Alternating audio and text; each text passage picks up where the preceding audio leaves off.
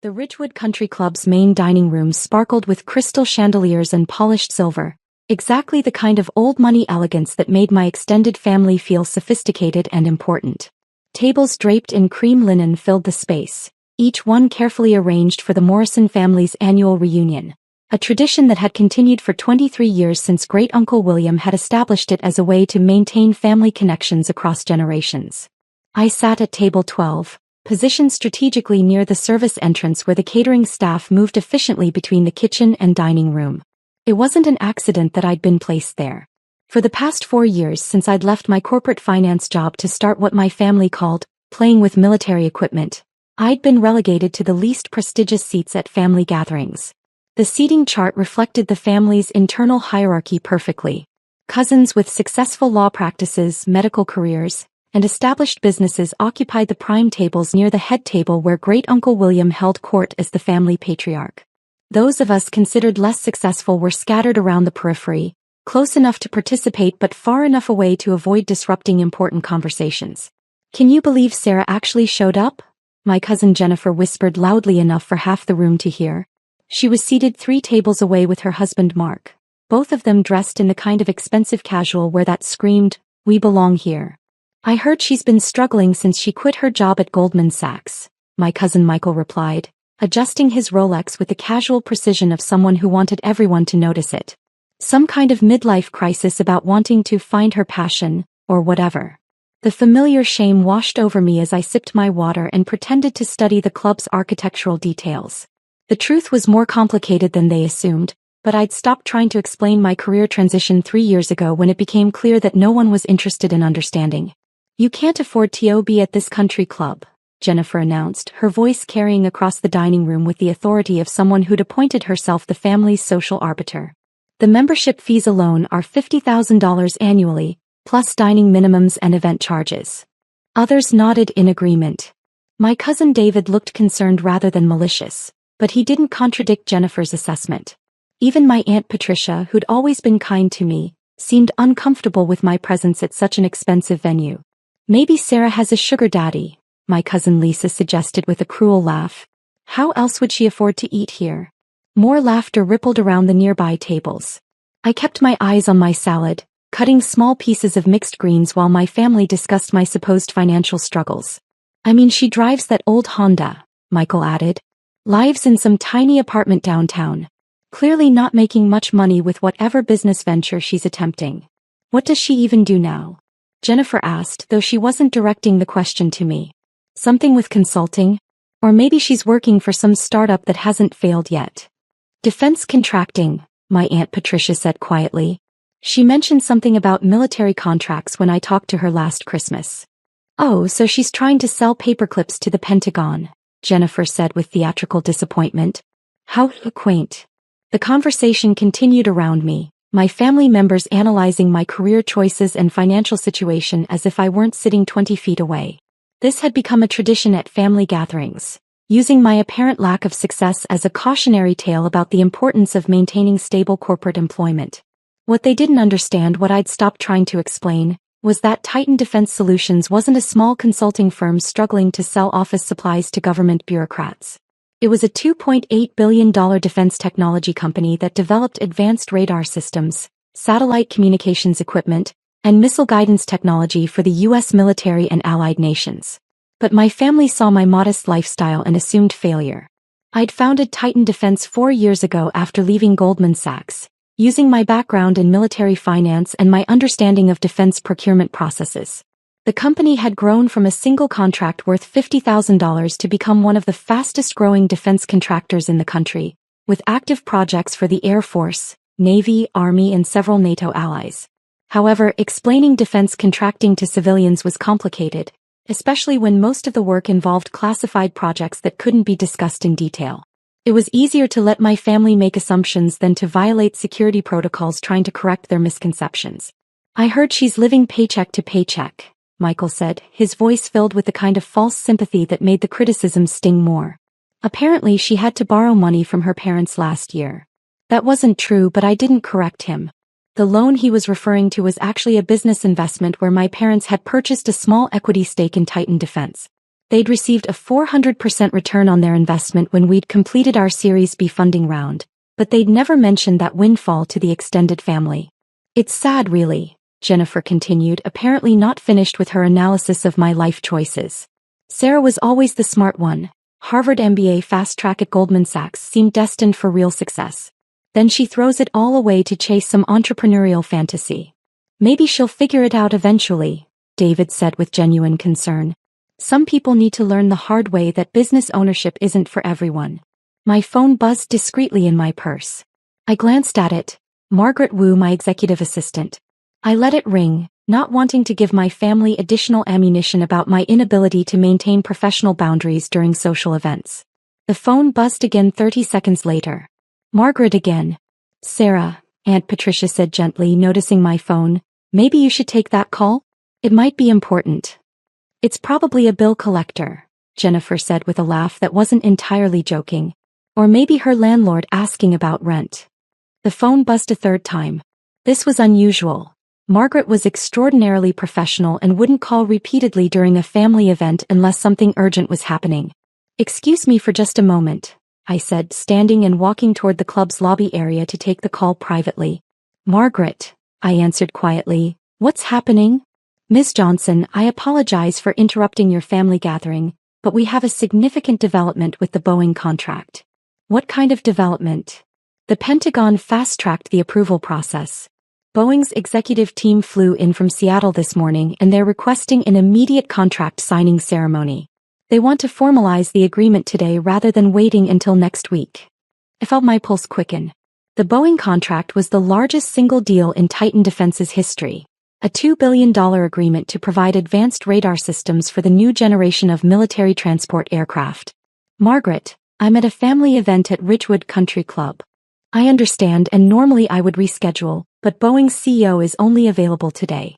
They have a board meeting Monday morning where they need to announce the contract signing, and the Pentagon wants the deal finalized before the weekend. How urgent is this? Ms. Johnson, this contract represents 40% of our projected revenue for the next 3 years. Boeing's executives flew here specifically to meet with you, and the Pentagon liaison is standing by for the signing ceremony. I looked back toward the dining room where my family was probably still discussing my financial struggles and poor life choices. Margaret, how long would the signing take? Approximately 1 hour. We've prepared everything in the club's business center. Signature pages, witness documentation, executive summaries for the Boeing team. I took the liberty of reserving the boardroom when I realized we might need it. The club's boardroom? Yes, ma'am. I called ahead and explained that we needed space for a major business transaction. The club management was very accommodating once I mentioned the nature of the contract. I made a decision that would change everything. Margaret, bring the Boeing executives to the dining room. Ma'am. Bring them to the main dining room where my family is eating. I want them to meet me there. Are you certain?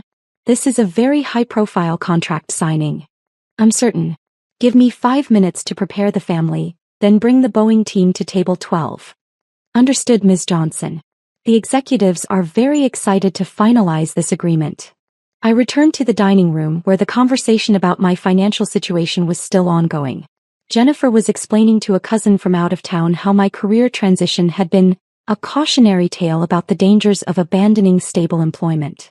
I took my seat at table 12 and waited. Sarah, David said as I sat down, everything okay with your phone call? Just some business to handle, I said quietly. I hope it wasn't anything too serious, Aunt Patricia said with concern. You looked worried when you stepped out. Nothing I can't manage. Jennifer laughed. Let me guess. Client emergency? Sarah, you need to set better boundaries with your consulting clients. They shouldn't be calling you during family events. It wasn't exactly a consulting matter, I said. Oh. Michael raised an eyebrow. What kind of business emergency requires handling during Sunday brunch at the country club? Before I could answer, I saw Margaret approaching across the dining room. She was dressed in her usual professional attire, charcoal gray suit, understated jewelry, leather portfolio, and she was followed by 4 people in expensive business suits who moved with the confident precision of corporate executives. The dining room began to quiet as other diners noticed the group of obviously important business people making their way purposefully across the room. Sarah, Margaret said as she reached table 12. I hope I'm not interrupting your family celebration. Every conversation in the nearby tables stopped. My cousins were staring at Margaret and the executives with expressions of confusion and growing curiosity. Not at all, Margaret. What do you need? Ms. Johnson, I'd like you to meet the Boeing executive team. Margaret gestured to the 4 people standing beside our table with professional confidence. This is James Chin, CEO of Boeing Defense, Space and Security. Patricia Martinez, Senior Vice President for Military Contracts. Robert Kim, Chief Financial Officer. And Colonel Sarah Thompson, Pentagon Liaison for Advanced Defense Systems. The dining room had gone completely silent. 50 family members holding forks and coffee cups, all staring at the group of executives who had apparently come to our family reunion to conduct business. Ms. Johnson, James Chin extended his hand with a warm smile. It's an honor to finally meet you in person. Your reputation in defense contracting precedes you. I stood and shook hands with each executive while my family watched in stunned silence. The pleasure is mine, Mr. Chin. Thank you for making the trip on such short notice. Ms. Johnson, Patricia Martinez said, I want you to know that Boeing's board of directors is incredibly excited about this partnership. Titan Defense's radar technology represents the future of military aviation systems. Jennifer's mouth was hanging open. Michael had set down his coffee cup and was leaning forward to catch every word. Colonel Thompson, I said, turning to the Pentagon representative, I appreciate the Department of Defense expediting the approval process. Ms. Johnson, when technology like yours comes along, we move quickly, Colonel Thompson replied. The radar systems Titan Defense has developed will give our pilots capabilities they've never had before. Margaret opened her portfolio and removed a leather-bound document folder. Ms. Johnson, if you're ready, we can proceed with the contract signing. What contract signing? Great-Uncle William called from the head table, his voice carrying across the now silent dining room. The $2 billion defense contract between Boeing and Titan Defense Solutions, Margaret announced to the room. Ms. Johnson's company will be providing advanced radar systems for the next generation of military transport aircraft. The silence that followed was so complete I could hear the air conditioning system cycling on. $2 billion? Jennifer's voice came out as a whisper. Ms. Johnson, James Chin said, addressing both me and apparently my entire family, this contract represents one of the largest defense technology agreements Boeing has signed this year. Titan Defense Solutions has developed radar capabilities that exceed anything currently available in the market. David was staring at me like I'd grown a second head. Sarah, you own Titan Defense Solutions? I founded it 4 years ago, I said simply. But Titan Defense Solutions is... Michael was frantically Googling something on his phone. It's one of the top defense contractors in the country. We've been fortunate to work on several important projects, I said modestly. Robert Kim, the Boeing CFO, addressed my family directly. Ladies and gentlemen, your family member has built one of the most innovative defense technology companies in America. Titan Defense's radar systems are revolutionary. They can detect threats at distances and with accuracy levels that were impossible just 5 years ago. Ms. Johnson, Colonel Thompson added, the Pentagon considers Titan Defense to be a strategic national asset. Your technology is helping to protect American servicemen and women around the world. Margaret placed the contract documents on the table in front of me. Ms. Johnson, shall we proceed with the signing?